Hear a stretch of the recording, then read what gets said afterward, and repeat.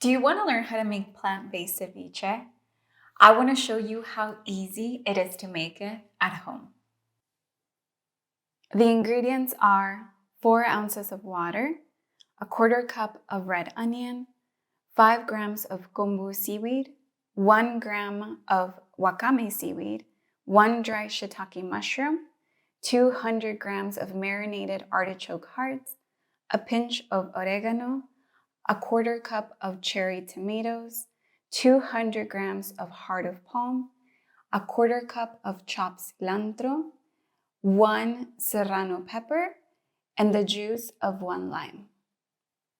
It is believed that ceviche is originally a Polynesian food that came to Latin America through the Spaniards, which is why we have so many variations of this dish.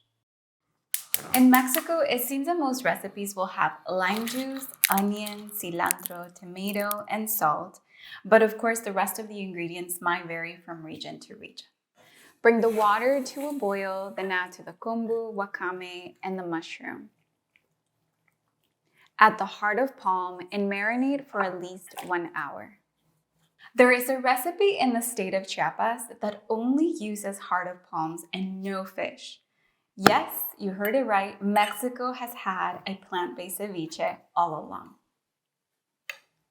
Drain the water and remove the seaweed and mushroom, and now add all of your ingredients in a bowl.